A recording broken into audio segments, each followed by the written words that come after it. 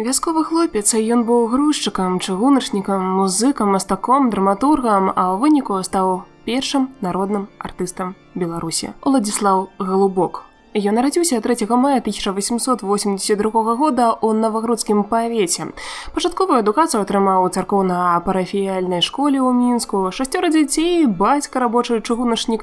Зразумела, грошай у сям'і катастрафічна не ставала, але нейкім цудам бацькі уладкавалі старэйшага сына ў мінскае гарадское вучылішча. Скончыць яго Уладзіславу не давялося, а пасля трагічнай смерці бацькі ён стаў галоўным мужчынам у сям'і. Вымушаны зарабляць на хлеб, працуе грузчыкам на древяным складзе пры чыгунцы, потым праказчыкам у краме купца Стараневіча. Далей праца ў мінскім дэпо, Першая сусветная вайна і удзелы ў сацыял-дэмакратычным гуртку, карацей, пакідала хлопца па гарачых вакансіях. Што да тэатра, ён прысутнічаў у жыцці Уладзіслава з самага ранняга ўзросту. Гадоў з 10 хлопец не прапускаў бадай ніводнага спектакля, што паказвалі ў Мінску вандроўныя трупы. Нават працаваў бутафорам і выконваў эпізадычныя ролі. А ў сапраўдны тэатр Уладзіслаў Галубок упершыню трапіў у 1896 годзе.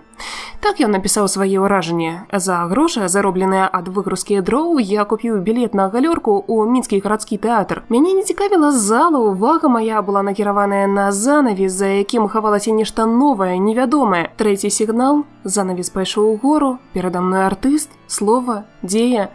І тут у мяне ўзнікла думка стаць артыстам. Мастацтва вабіла яго ў розных праявах. У аркестра добраахвотнага пажарнага таварыства ён граў на барытоне і трамбоне.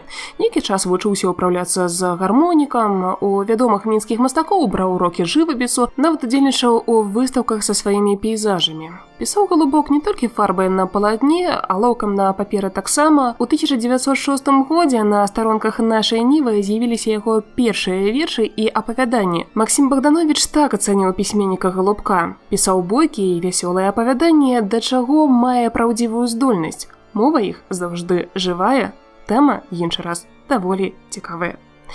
Першае надрукаванае апавяданне на вяселле падпісана псеўданімам Сымонка. Пазней пісьменнік змяніў яго на ласкавы Галубок. Першая кніга Уладзіслава Галубка апавяданні выйшла ў 1913 годзе ў Петербургу. Але забыцца пра сваё дзіцячае захапленне тэатр Галубок не мог. У 1911 годзе ў Мінск завітала першая беларуская трупа на чале з Ігнатам Буйніцкім. Яна паказала спектаклі «Модны шляхцюк» Каруся Каганца і па рэвізіі Марка Крапіўніцкага. За падмозгаў шутра гучалі беларускія песні, а заканчваўся паказ дэкламацыі веча ў цёткі Янкі Купалы. Уладзіслаў Галубок быў моцна ўражаны. У рэвалюцыйным 1917 годзе першае беларускае таварыства драмы і камедыі, якое ўлады расійскай імперыі забаранілі, было адроджанае.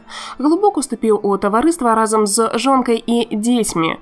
Тут ён робіць першыя спробы ў драматургіі. За адну толькі восень напісаў 3 п'есы, якія адразу паставіла яго трупа. Камедыя «Забыўся пад Пярызаца» і «Пісаравы імяніны», а таксама драматычная гісторыя братоў-блізнятаў «Апошняе спатканне».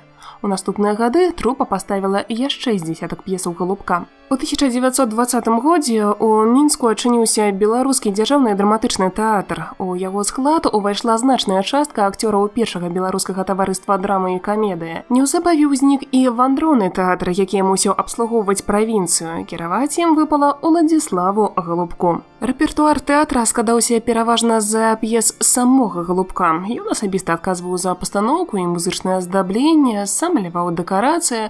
Трупа была невялікая, некалькі сяброў Галубка, яго жонка Ядвіга, іх сыны, дочкі Багуся, Мілачка і Люся, для якіх пісаліся дзіцячыя ролі. Сярод іншых выканаўцаў некалькі пісьменнікаў: Міхась Чарот, Васіль Сташыўскі, Алесь Дудар і Ларыя Барашка. Праца не аплочвалася, таму акцёры сумяшчалі сцэнічную дзейнасць за працай на фабрыцы ці ў школе. У рабоце тэатра актыўны ўдзел прымала публіка, насіла мэблю, лаўкі, зэдлікі, лямпы і іншыя рэчы. Акцёры самі рамантавалі сцэну, рабочых трупа не мела. Пра той час Галубок пісаў: «З'яўляецца пытанне, як жа ставіліся спектаклі?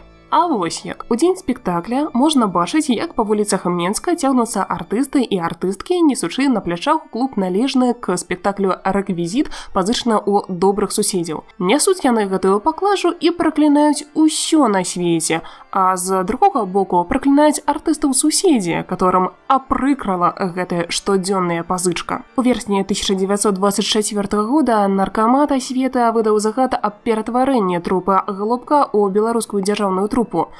Толькі за 1925 год яна дала на Мінчыне больш за 150 спектакляў. Тытанічную працу артыстаў прызналі не толькі гледачы. 20 снежня 1928 года Уладзіславу Галубку надалі званне народнага артыста рэспублікі. Ён стаў першым уладальнікам такога звання. У 1931 годзе тэатр Галубка рэарганізуюць. Цяпер яго назва БДТ-3, беларускі трэці дзяржаўны тэатр. Прапісалі тэатр у Гомелі. Гастролі працягваліся, папулярнасць пашыралася, аднак яшчэ напрыканцы 1920-х ідэолагі сталі абвінавачваць кіраўніцтва ў нацыяналістычным рэпертуары, нізкім прымітыўным узроўні сцэнічнага ўвасаблення. На пачатку 1930-х гадоў Уладзіслава Галубка адхілілі ад мастацкага кіраўніцтва. На яго месца прызначылі Канстанціна Саннікава. За Галубком пакінулі адміністрацыйную працу і права быць акцёрам. Так у рэпертуары з'явіліся правільныя савецкія творы, якія паказвалі гледачу энтузіязм савецкіх людзей, іх барацьбу са шпіёнамі, дыверсантамі і ворагамі народа. У 1937 годзе Уладзіслаў Галубок арыштаваны. Падчас вобшуку ў мінскай кватэры канфіскавалі рукапісы і прыватныя рэчы тэатра. Моцна пацярпела сям'я Галубка. Старэйшаму сыну Эдуарду не дазволілі абараніць дысертацыю па беларускай драматургіі. Дачку Багуславу прымусілі ехаць на вёску, перавыхоўвацца ў калгасе.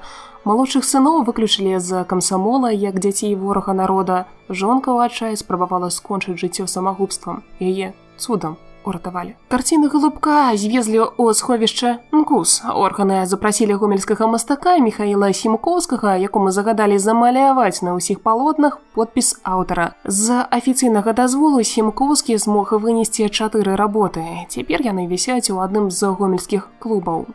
Пра далейшы лёс Галубка сям'я так і не даведалася. У паперах засведчана.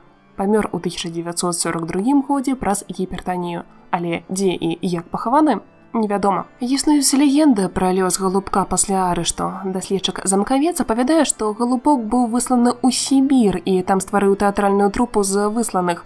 Выступленні іх нібыта бачылі на паромах вялікіх сібірскіх рэк.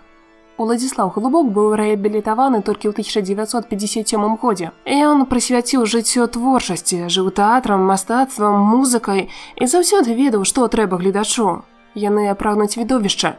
Зацікавіць іх можна толькі моцнымі перажываннямі. Падзеі павінны быць цікавымі і зразумелымі.